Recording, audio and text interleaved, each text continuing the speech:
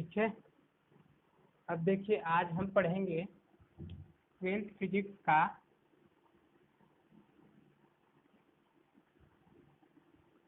पहला चैप्टर का 5वां भाग, अध्याय 1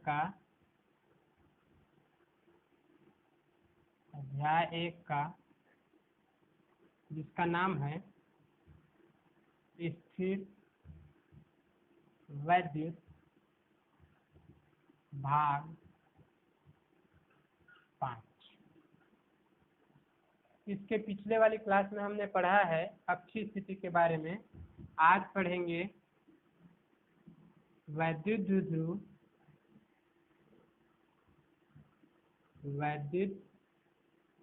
द्विध्रुव के कारण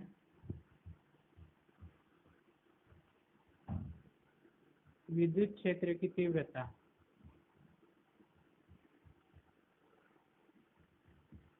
विद्युत क्षेत्र की तीव्रता कौन सा टॉपिक में? निरक्षीय स्थिति में। अब ये निरक्षीय स्थिति क्या होता है? निरक्षीय स्थिति या इसी को कहते हैं अनुप्रस्थ स्थिति।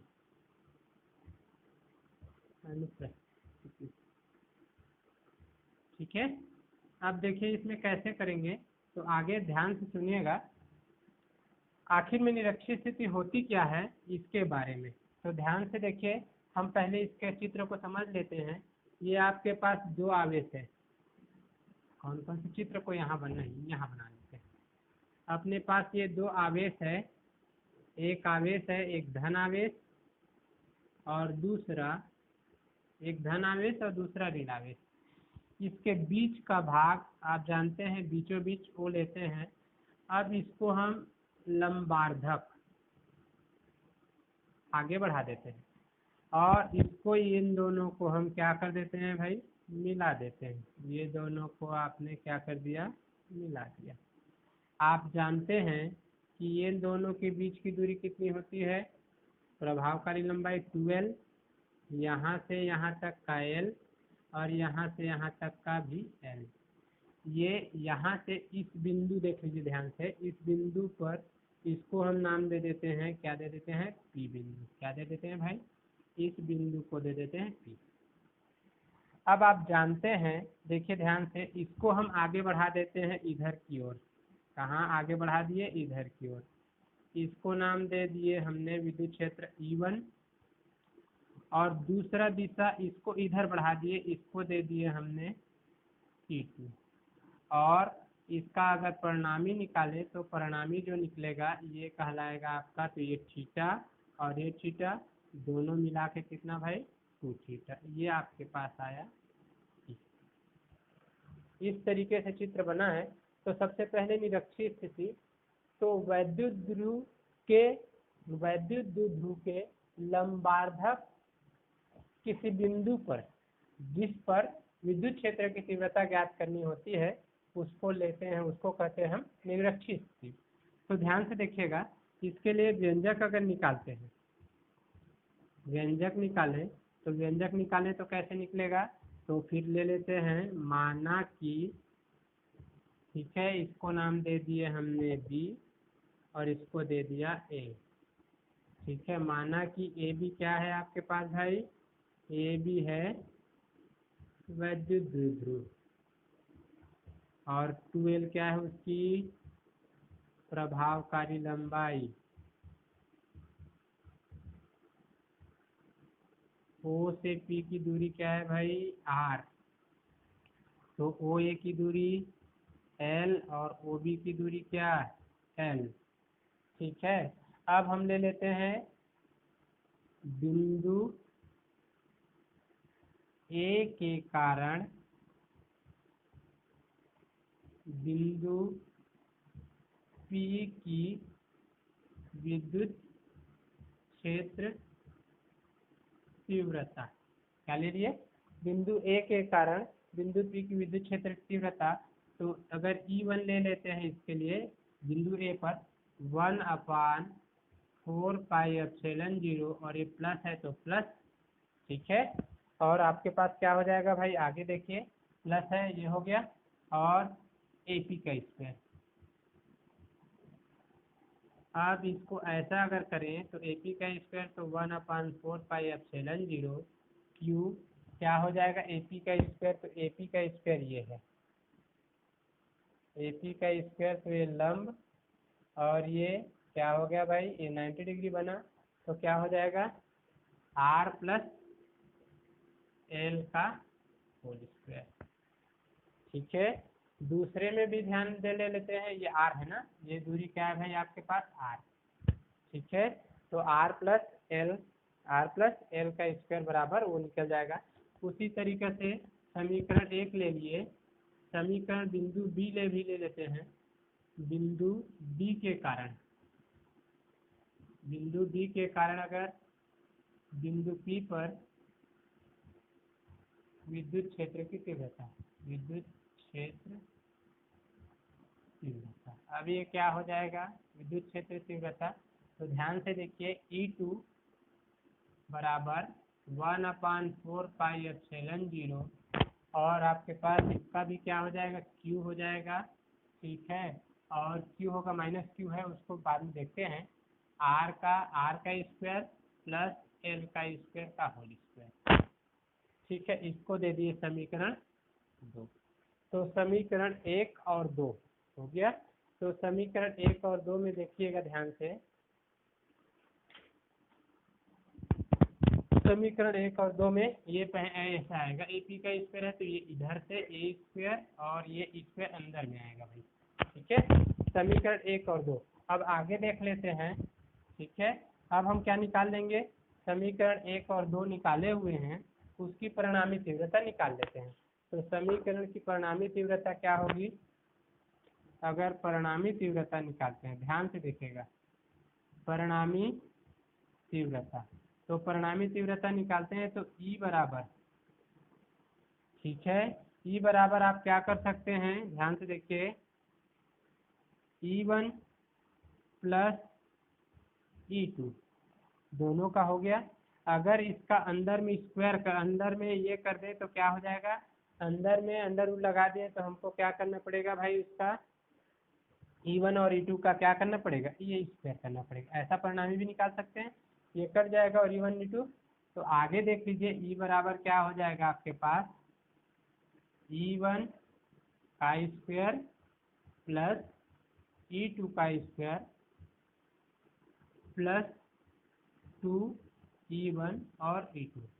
ध्यान से मेरी बात समझिएगा, क्योंकि E1 और E2 यहाँ पर इसका और यहाँ से इसका दोनों क्या है, परिणामी समान है, तो क्या हो जाएगा, E बराबर अंडर रूट E1 का स्क्वायर 2E1 का, E1 तो 2E1, और ये हो जाएगा 2E1 E2, तो E2E1 का स्क्वायर। ठीक है, तो इस तरीके से हो जाएगा, 2E1 तो होता है, और यहाँ पे ध्यान से देखना cos 2 थीटा, ये परिणामी का होता है, ध्यान से देखिएगा, E बराबर E1 E2 cos 2 थीटा होता है, अगर इसका परिणामी निकालते हैं तब, क्योंकि थीटा और थीटा cos थीटा हो जाएगा 2 थीटा, तो ये आपके पास आया। और आपने कहा है इसके जगह में क्या भाई, 2E1 का स्क्वायर cos 2 थीटा। ठीक है, ये समीकरण आपके पास आ गया।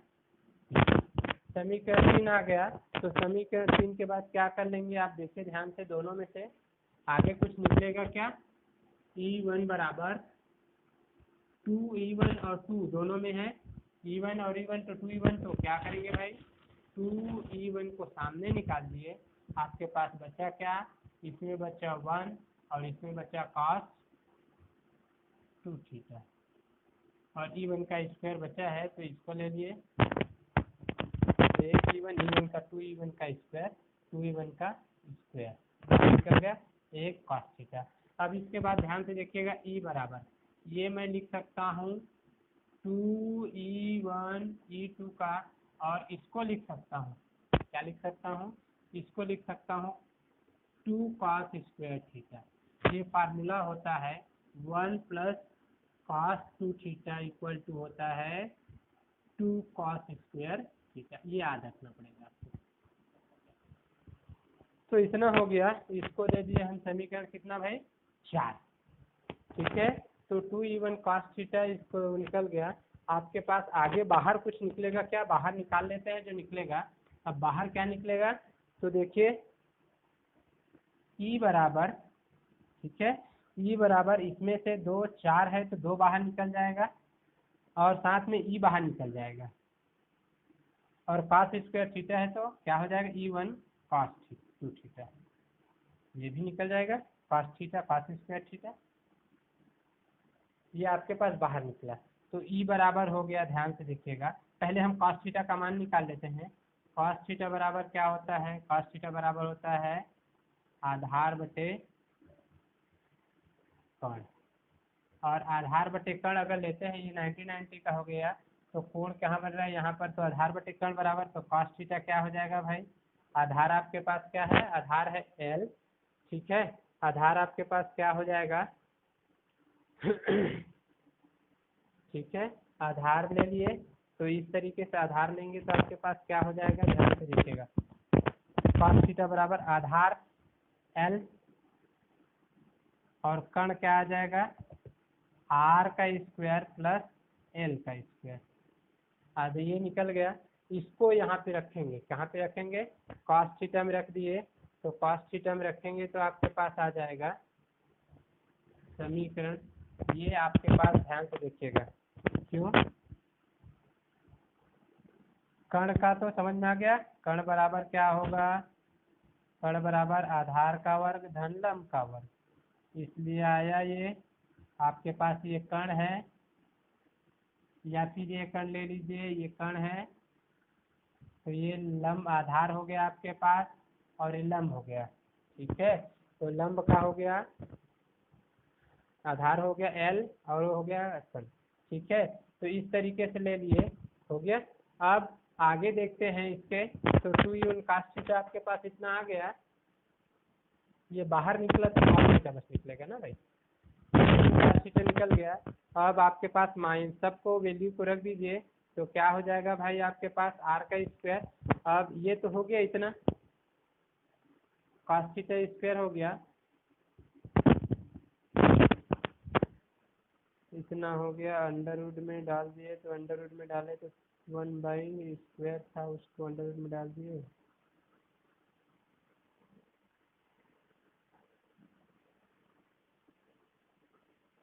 टू क्यू एल 4πε R का स्क्वायर L का 1 3/2,